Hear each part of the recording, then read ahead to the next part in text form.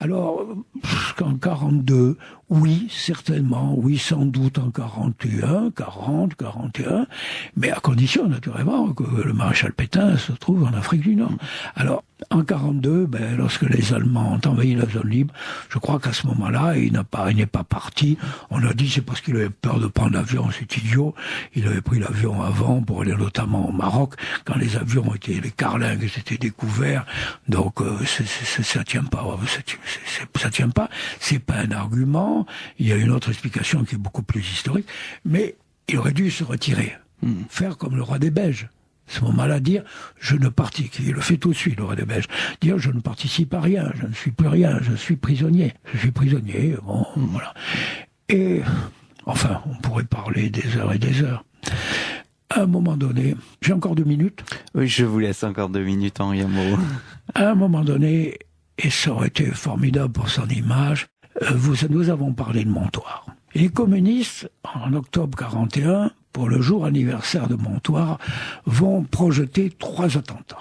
Un à Nantes, qui va réussir, puisque le feldcommandant de la ville de Nantes, qui s'appelait Hotz, sera tué par un jeune communiste, qui était accompagné de 2 camarades.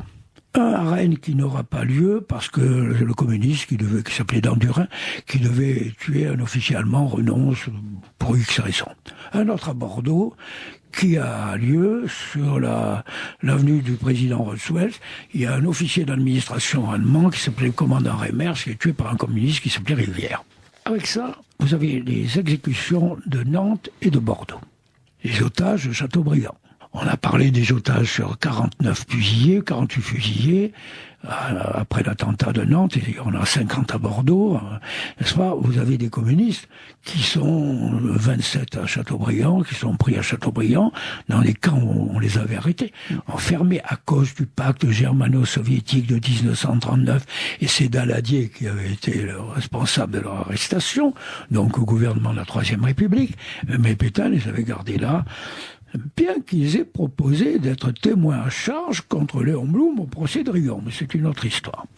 Bon, je sais qu'il y en a des histoires. Ils sont fusillés, et à ce moment-là, Pétain a l'intention de se rendre à la ligne de démarcation et de dire aux Allemands, voilà, prenez-moi comme otage, je suis le seul otage. Il ne risquait strictement rien. C'était un geste, mais qui aurait modifié toute l'image. S'il avait fait ça, il risquait rien du tout.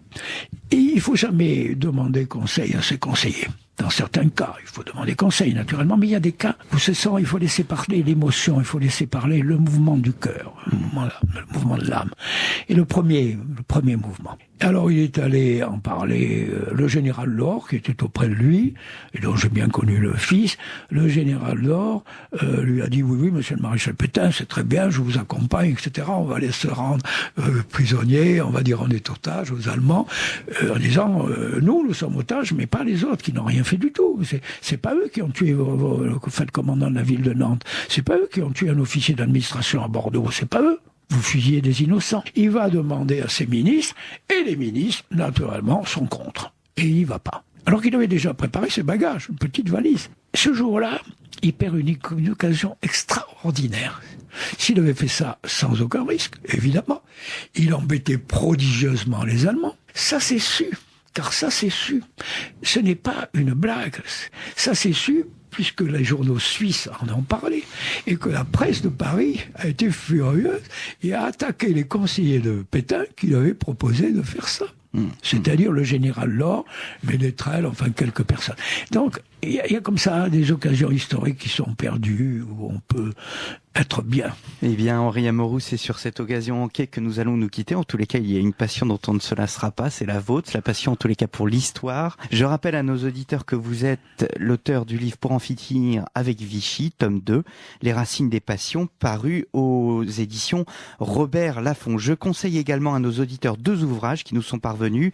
Une anthologie du traité de Versailles, vue par ses contemporains, aux éditions Alvic, donc en 1919, et chez le même éditeur, Actualité oblige, celle des Jeux Olympiques de Turin, mais cette fois il s'agit des Jeux Olympiques à Berlin en 1936.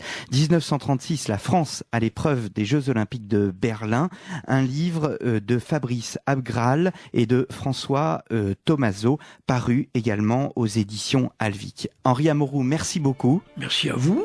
Et à très bientôt.